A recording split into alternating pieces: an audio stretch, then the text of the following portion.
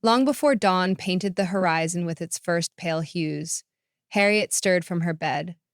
The early morning silence felt almost sacred in her modest home, every creak of the old floorboard whispering promises of a new day. She sat up slowly, letting her eyes adjust, and then turned her gaze toward a framed photograph on the bedside table. In it, her late husband Leonard stood beside her, his arm wrapped protectively around her shoulder. She reached out to straighten the frame, remembering how his laughter used to fill each room, how his presence made even the ordinary moments sparkle with warmth. Now, on the eve of her 70th birthday, Harriet couldn't shake the restlessness she had felt for months.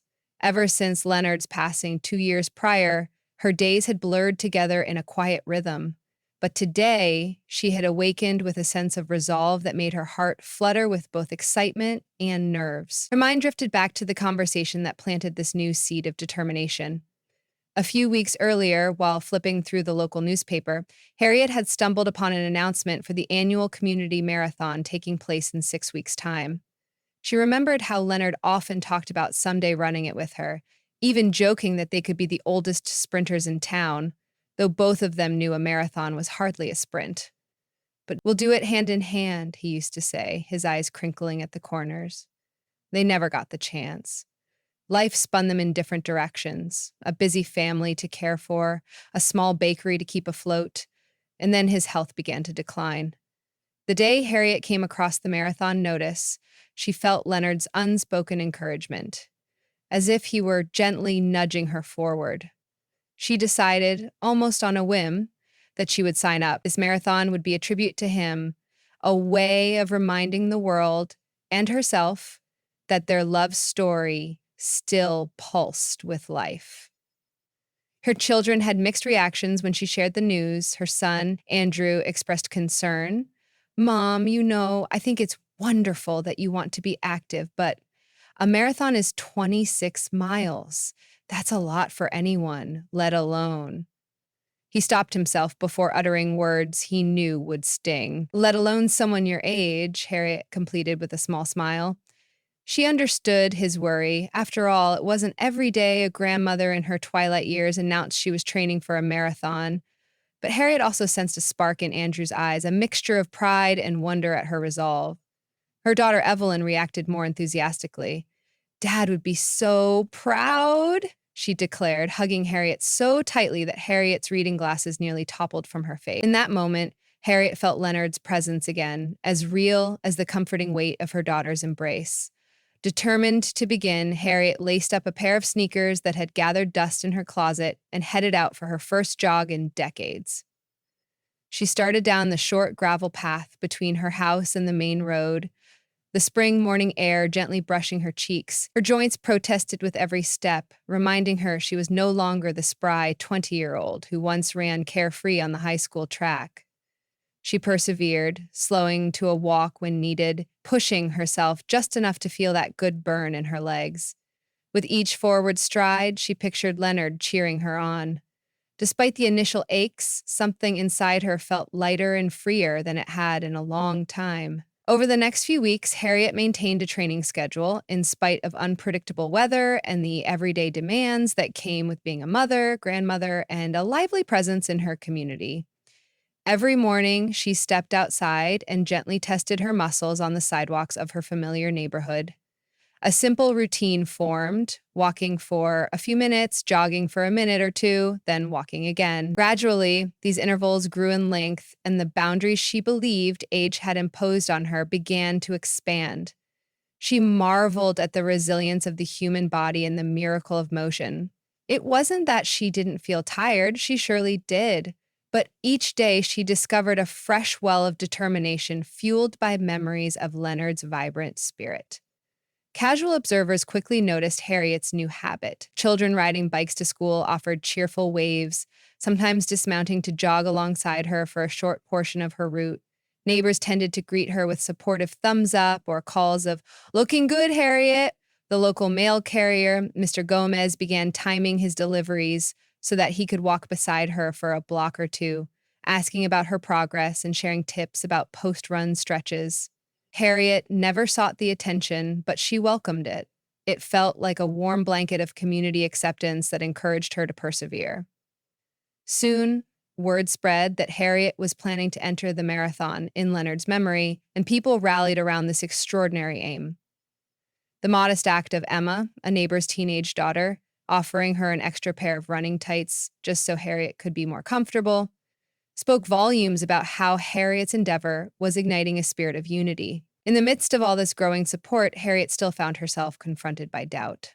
Some nights she awoke in a cold sweat, her heart pounding from a nightmare of stumbling during the marathon or failing to finish. The magnitude of 26.2 miles hung over her like a storm cloud, such an immense chasm between her first fumbling steps and the finish line in her dreams. Those doubts gnawed at her confidence, stirring the question, had she taken on an impossible task? Yet she recalled Leonard's mantra during difficult times. What matters isn't the speed, but the direction of your steps. Keep moving forward. She repeated this to herself, letting those words soothe the anxieties that threatened to derail her. Inside that gentle recollection, she found renewed courage. As Harriet's training advanced, she began to notice changes in her own body. Her stride, initially stiff and cautious, grew surer. Her breathing, once ragged after a few minutes of exertion, began to synchronize with the rhythm of her feet. Though she still carried a few extra pounds, she felt her stamina improving. Her posture was straighter, her mind clearer, and an energy blossomed in her that she hadn't felt in years. Evelyn commented one afternoon while stopping by for tea, "Mom, you look brighter. It's like you have a glow about you." Harriet beamed. Perhaps she did, but no outward compliment could match the feeling of Leonard's memory coursing through her like a living flame, pushing her to chase that impossible dream. The streets of their small town began to buzz with excitement about the approaching marathon. Banners and balloons appeared outside local businesses, some of which promised special marathon discounts for participants. Kids in the local elementary school pledged to run a shorter fun run in solidarity, dedicating their efforts to Harriet's quest. Friends who used to spend evenings watching television or scrolling through their phones found themselves taking twilight walks around the block. Even Harriet's grandchildren joined the spirit, turning weekend visits into mini training sessions, racing each other around the backyard while Harriet jogged in place. Giggling at their enthusiastic example, she realized with some awe that her personal mission had evolved into a communal spark for healthy living. Leonard's dream materialized in ways neither of them would have expected. One particular friend and mentor in Harriet's journey was Pearl, a sprightly woman in her early 80s who had run marathons in her past. They had once volunteered side by side at the neighborhood food pantry, but Harriet never knew Pearl's secret until one day Pearl caught sight of Harriet jogging. With a twinkle in her eye, Pearl shared her own stories of countless races, giving Harriet tips on everything from the right shoes to the best ways to prevent muscle cramps. Twice a week, Harriet found herself on Pearl's porch, sipping water and jotting down tips in a small notebook. Pearl stressed the importance of rest days and cross-training exercises like yoga, something Harriet had never envisioned doing. Harriet tried it anyway, occasionally giggling as she struggled to hold a warrior pose. Pearl's guidance became a lifeline, a steady source of encouragement from someone who truly understood the magnitude of the challenge. As marathon day loomed, Harriet felt a curious blend of dread and exhilaration. Her schedule called for a prolonged run, a test of her readiness. She woke early on a Sunday morning, laced her shoes, and set out. The sun rose over the horizon, turning the sky a peachy gold. She tried to keep an even pace, letting her mind drift to recollections of Leonard. She reflected on the day he had proposed in a crowded ice cream shop, so excited and nervous that he nearly dropped the ring into Harriet's double scoop cone. Memories poured over her, each footstep bringing back echoes of the life they shared. The run felt both rigorous and cleansing. By the end, Harriet's sweat-soaked shirt stuck to her back, her lungs burned, and her entire body hummed with the ache of exertion. But she felt triumphant. If this was the final test, she had passed. A swirl of anticipation and fear awakened in her chest, but she also threaded it with the certainty that she was as ready as she could be. On the evening before race day, Harriet gathered with her family in her cozy living room. Andrew and Evelyn fussed over her, bringing her favorite lemon-infused water and encouraging her to eat a hearty but light meal. Grandchildren ran about in that electric pre-marathon atmosphere, carrying homemade cardboard signs that declared, "Go, Granny, go!" Harriet's eyes watered, filled with irresolute gratitude for the family that continued to uplift her in every step of this journey. Her heart pulsed with the recollection of how, 2 years prior, she had felt a profound sense of emptiness when Leonard passed. Now, that space held not emptiness, but the echo of his voice abiding in her spirit. She went to bed early but found it hard to sleep. Each time she closed her eyes, she saw herself crossing a finish line, tears streaming down her cheeks, Leonard's voice whispering, "You did it, my love." Finally, dawn broke on Marathon Sunday. Harriet awakened to the sound of hushed footsteps in the house. Evelyn had stayed overnight to help Harriet prepare. She set out continental breakfast, styled plates bananas, toast, peanut butter, and oatmeal. Outside Harriet's bedroom window, the sky was mottled with an inky purple, stripped by thin lines of gold as the sun rose behind lazy clouds. Harriet dressed in her carefully chosen outfit, comfortable leggings, her best supportive running shoes, and Leonard's old baseball cap, the brim slightly frayed. She pinned her race bib to her shirt with trembling hands. Each safety pin felt like a vow. "I can do this. For Leonard. For myself." When Harriet arrived at the starting area, a sea of runners and spectators greeted her. Vibrant music played through nearby speakers, and people thronged around the registration booth. The air buzzed with excitement and pre-race jitters. She spotted neighbors, friends, and teachers from the local school. Many recognized Harriet's face and waved enthusiastically. Her grandchildren raced up to her, squealing with delight as they showed off signs scrawled in crayons and markers. Harriet couldn't help but notice bigger, more professionally made signs as well, featuring messages like, "Run, Harriet, run." She smiled, a flush of warmth creeping into her cheeks. This was no longer her private mission.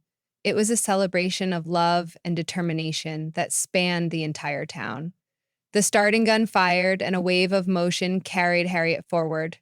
The collective pounding of feet on pavement created a symphony of energy.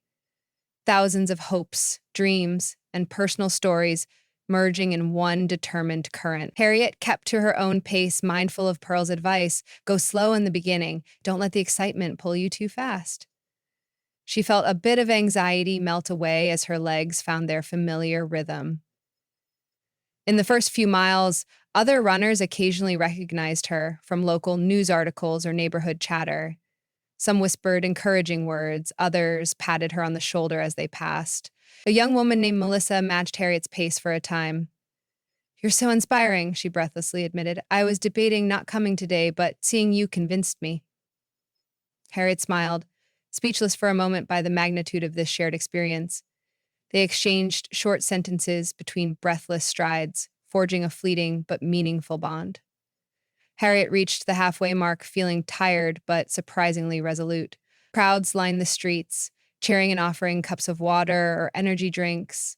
She took a moment at a water station to catch her breath. As she sipped, her mind wandered to memories of Leonard. She decided to treat each remaining mile as a silent conversation with him. Each stride, a question or an answer, a promise fulfilled. The day had begun heating up, causing beads of sweat to trickle down her temples. But Harriet merely tightened her ponytail under Leonard's cap and steeled herself to continue, buoyed by the unwavering notion that she was sharing these miles with him as they'd always intended. Fatigue inevitably set in around mile 18. Her knees ached and her calves threatened cramps. Every step felt like a small battle, forcing Harriet to push through mental and physical barriers that loomed as large as mountains. She reminded herself of Pearl's words, "It's all about the next step. Don't think about the next mile yet, just the next step." Occasionally, Harriet had to slow to a brisk walk, but she refused to lose sight of the final goal. Two volunteers along the route recognized her from the local news piece and cheered so loudly that Harriet felt a surge of adrenaline course through her.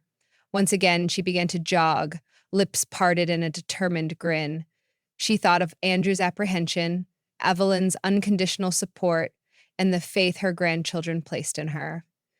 Each memory propelled her forward like a breath of fresh wind. Somewhere around mile 22, Harriet spotted a group of neighbors holding up a massive sign. "For Leonard, run on, Harriet!" She felt tears threaten to spill as she raised a shaky hand to wave.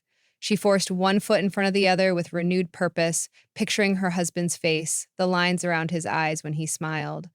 The final 4 miles were a haze of willpower, a near trance of moving legs and burning lungs. Each corner of the route, each curve in the road, each heartbreak hill tested her commitment.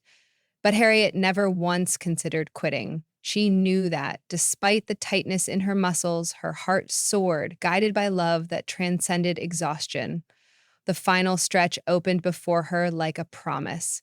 Volunteers directed Harriet toward the last straightaway where the finish line arch stood adorned with flags and colorful confetti cannons. She could hear the roar of onlookers calling her name from beyond the barriers. Hardly seeing anything but a blur of bright colors, Harriet pressed on, channeling every ounce of energy left in her body. Her chest tightened as the wave of emotion swelled. She thought of Leonard's first smile, his last kiss, the endless devotion that had connected them through all their days. Tears dripped down her cheeks. She was too exhausted to wipe them away. Somewhere deep inside her, Harriet felt a final burst of strength, as though Leonard himself were giving her a gentle boost.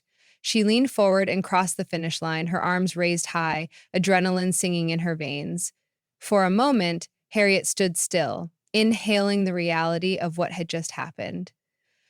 Her body shook with relief and the endless flood of emotion. Then the cheering enveloped her, and before she knew it, family and friends crowded around, congratulating her with watery eyes and beaming faces. Andrew was the first to wrap his arms around her. "Mom," he whispered, his voice thick with emotion. "You did it!" Evelyn joined the embrace, tears streaming. Harriet could scarcely form coherent words, only nod, consumed by the magnitude of the moment. Volunteers placed a finisher's medal over her head. She clutched the medal in trembling fingers, her lips forming silent words of thanks to Leonard. In the days that followed, Harriet realized that her accomplishment had ignited a stirring within the community. Her story spread beyond the town, featured on local morning shows and online platforms that highlighted acts of perseverance. Perhaps more telling than all public recognition, though, was the quiet revolution happening at home. Neighbors who had never considered themselves athletic began forming walking clubs. Parents organized weekend jogging groups that included their children, each mile forging stronger family bonds. The local elementary school expanded its physical education program, slightly adjusting the curriculum to spark an enduring love for exercise. Each person Harriet met seemed to carry a new determination in their eyes, a belief that they could overcome hurdles in their own lives, no matter how impossible they once seemed. Harriet found that in her personal life, the marathon had shifted something profound. She missed Leonard, of course, and that ache would never leave. But she no longer felt as if her days were built around an absence. Instead, her schedule brimmed with routine walks and training sessions, each one a continued conversation with Leonard, a celebration of his zest for life. The medal itself rested on a small hook in the living room beside that cherished photo of the two of them smiling. Friends often dropped by to hear her story, how she overcame the fear, how she balanced her training with daily demands, and how she changed emotionally through the journey. Each retelling felt like a reaffirmation of her love for Leonard and the power it still held. She continued to meet with Pearl, though now their sessions felt more like sharing stories than absorbing lessons. Pearl urged Harriet to consider smaller fun runs or 5K races that occurred throughout the year. Harriet wasn't sure if she would tackle another marathon soon. Her aching joints gave her plenty of warning that full 26.2-mile courses couldn't become habitual at her age. But she had proven that even in the face of such a test, the human spirit, fueled by love and commitment, could rise to meet it. She no longer sat idly at home, mourning a life that felt half-finished. Leonard's passing had marked the end of one chapter, but in crossing that marathon finish line, Harriet realized she was forging an entirely new path, one in which each footstep honored the memory of the past while celebrating the possibilities of the future. When Harriet walked through the neighborhood these days, she saw reflections of her journey everywhere. An elderly couple shuffled along, leaning on canes, determined to get in a daily mile. A trio of teenage girls ran by, breathless but smiling, exchanging tips on stretching. A father propelled a baby stroller in front of him as he jogged, forging a healthy habit not just for himself, but also for his child's future. Harriet greeted every one of them with a knowing glance, aware that a single spark of confidence could illuminate countless pathways. The transformation wasn't just in their bodies, but in their minds and hearts as well. Proof that there was extraordinary power in a collective belief that no dream was out of reach. Some evenings, especially when the sunset cast orange and violet streaks across the sky, Harriet felt the tug of longing for Leonard so keenly that she trembled. She would sit on the porch swing, the seat creaking rhythmically beneath her, and remember the laughter of shared late-night chats or the way Leonard would reach for her hand during a walk. Despite the pang, she found solace in the knowledge that she had carried him with her through every mile. Perhaps that was why the finishing medals meant so much. Every medal from now on would not just be made of metal, but of memory, fashioned by the will and inspiration they had built together. Life went on. Harriet rose each day with a renewed sense of purpose, whether the morning called for a light jog, a family gathering, or volunteering at the food pantry. Her son's worry transformed into something greater. Pride in a mother who showed it was never too late to dream big. Her daughter's energy merged with Harriet's in a bond that felt stronger and more vibrant than ever before. As for the grandchildren, they continued to brandish their homemade signs around the house, wanting Harriet to hang them in her living room so she could see them every day, and Harriet did. They became a testament to love and determination, blazing brightly over the mantel where visitors could not miss them. Had Leonard been there in person, Harriet suspected he would have teased her gently about beating him to the finish line. He might have offered her a big hug and a playful wink, but Harriet also knew that Leonard was there in every meaningful sense. The intangible presence of his spirit guided her forward, a gentle wind at her back in those moments when the next mile, or even the next step, seemed impossible. And now, as Harriet stepped into a future that felt unexpectedly alive, she realized that this gift was more than just an individual triumph. It was a beacon, shining brightly in the heart of an entire community that had risen up to follow in her footsteps. People often asked her, "How did you manage it? What kept you going?" Harriet always answered in her gentle voice, "Love kept me going. Love for Leonard and the life we shared. Love for all the possibilities ahead. When you let love guide your steps, you find strength you never knew you had." And that, more than any medal or article in the local newspaper, was the true legacy of her marathon, a testament to the enduring power of love and how it could bring an entire neighborhood to its feet, quite literally. Harriet felt certain that Leonard was proud, somewhere just beyond the veil, smiling at the community they had helped shape. She could almost hear him say, "I knew you had it in you all along," as if he had orchestrated this remarkable chapter in both their stories. A chapter that proved the deepest love can transcend even the hardest mile.